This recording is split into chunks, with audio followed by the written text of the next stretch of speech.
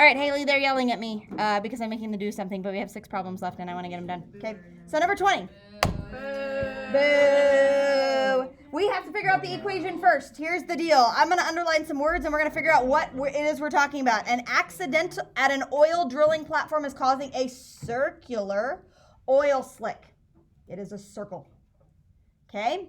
The slick is this thick. Okay, so we have a circular oil slick, but now it has a thickness to it. Why? So something-ish looking like this. So we're not talking about a circle, we're talking about a what? Like a hockey puck, kind of. Yeah, we're talking about a cylinder, right? Like it's like expanding at a rate. Like it doesn't look like a cylinder, but like it has a thickness to it. So we're talking about a cylinder, okay? And what are we talking about the cylinder? What are we concerned with? Like what's the equation that we're going to deal with? What of a cylinder? Volume. Volume of a cylinder, okay? Volume of any object is the area of the base times the height. How do you find the area of a circle?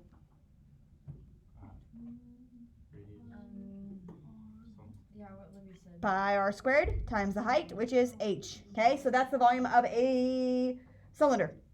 Volume equals pi r squared h. Okay, now, the slick is 0.08 feet thick. That's given to us. What is that? Height. The height is 0.08. Okay, the radius is 750. So I'm going to write that down.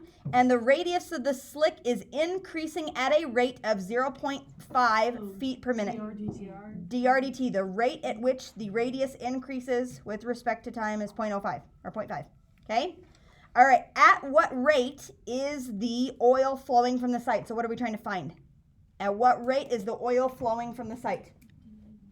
We're trying to find the rate that the volume is changing. The rate at which the oil is flowing from the site is the volume. Okay, now, here's the tricky part. Are you ready for this? We don't have DHDT. We don't have DHDT, but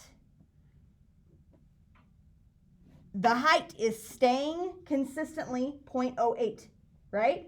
The height of the oil slick is not changing height, right? It's not like growing in height. It's just like as it stays that same height, it's just getting wider and wider and wider out, right? Mm-hmm. Okay, so 0.08 is not changing, right? 0.08 is not changing. So what does that mean? We don't need it. We plug it in before we take the derivative, Throw it out. right? We plug it in before we take the derivative. So now we have our volume equals, I'm going to put them in the front, 0.08 pi r squared. Now we don't have an h variable. And we don't need DHDT because h is staying as 0.08. Do you see the difference? Oh. Yeah. So now let's find the derivative. What's the derivative of v? DVDT. Okay. 0.08 pi, that is a constant. So we really are looking at taking the derivative of r squared. Okay. The 2 comes down in front. What's 0.08 times r? Or 0.08 times 2? 0.16 pi r to the first power. And then we need DRDT. Okay, now we plop our stuff in. You don't need the first power on that thing, but anyway. We're trying to find dVdt. So, 0.16 pi, the radius is 750, and DRDT is 0.5. We fiddle all that stuff out, and we figure out what the volume is. How is the volume changing? I don't know. 0.16 times pi. Isn't it 70? Times 750. There's a 0 on the end of there. There you go. Times 0.5. I got 188.5. Yeah, 188.5. And that is in what per what? We're talking about volume. Cubic feet per minute. Feet cubed per minute. Or cubic feet per minute. That's how much it is changing. Okay, good? Mm-hmm. All right, next, vibrating string. They give us the equation. F equals 2,000 square root of T. I'm going to write that down. F stands for the frequency, T stands for the what? Time. Nope. Tension. Tension. T is the tension of the vibrating string, okay? Given, we have to find 2 different things. In part A, we're given that T is 4, and part B, we're given that T is 9, okay? It says T is measured in pounds. Find the rate of change of F. What does that mean we're finding? DFDT, okay? So, rate of change of frequency with respect to time. What are we going to do with DDDT? I don't know. DTTT. Ah. Did you get Did I get Lori's email? She and the whole staff about Can you instructional scroll up? rounds. Oh, yeah. So I already talked to you about Sure. that, so she Yeah. put you down. Okay. So Phil Warwick is he's used to be administrator at Waverly. He's now one of the main trainers at the Marzano Institute in Austin, Texas. Awesome. Cool. So he's very loud. I don't know if he'll talk when he comes in. Right. But there's gonna be, I don't know how many principals come in. Cool. Do we know what time, what period they're coming or anything? Okay. Is And there- that's the 9th, right? Is there a bad period? You don't want them to come? 8th. Which is what the one you came in to do for. Blah. Yeah, so, Don't you come in my 8th grade. Freshman. you know, it's like the learning objectives, Mhm. stating the learning objectives, circling back, like they'll look at your classroom management with kids. Oh, great. They'll look at kids like with time on task, like if kids are like Chase. Like Chase over there. Just kind of daydream the whole Right, time. and not pay attention. Yeah, so they'll just be observers. And if you want to hear what they talk about, like he'll be with them, so they'll debrief. I Cool. don't know what room, but if you want to know Sure. what they thought or like what suggestions they would give to you, Cool. great. 'Kay. I have to find one more teacher. I thought about Mr. Mead maybe. Oh, sure.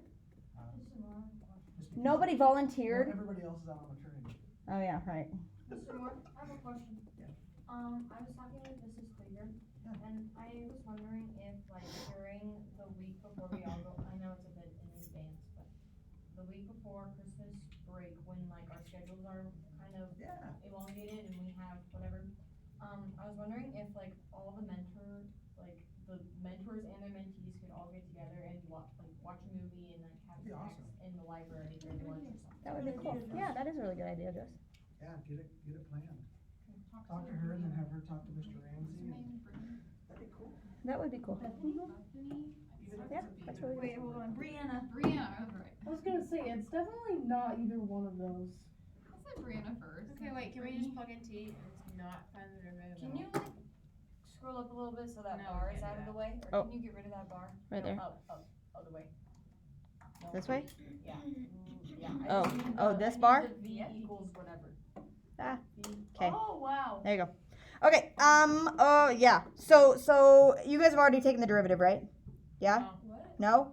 You haven't? Okay, we gotta figure out what we're missing, because somebody's like, dt, we don't have dt. Okay, so what's the derivative of f? df dt, that's what we're looking for, right? Okay, equals, this is t to the 1/2, right? We take the 1/2 down in front, so that's 100, you said, yeah?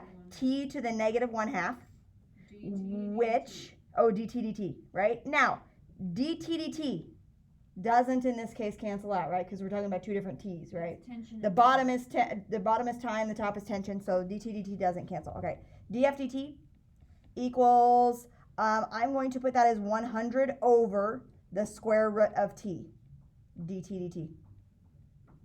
Yeah? Yep, that makes sense. Okay.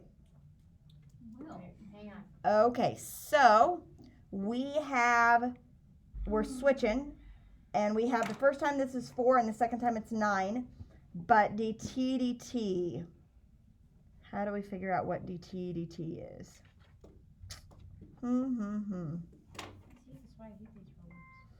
And tension is measured in pounds. When a guitar string is plucked, it vibrates with the frequency of blah, blah, blah. So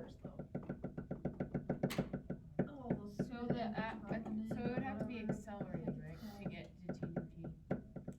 It's not. Now, let's think about this. The tension, now, okay, the tension that you exert on a string is constant, right? Like as you pluck the string, right? Okay, so the tension is measured by like how like tight it's pulled, right?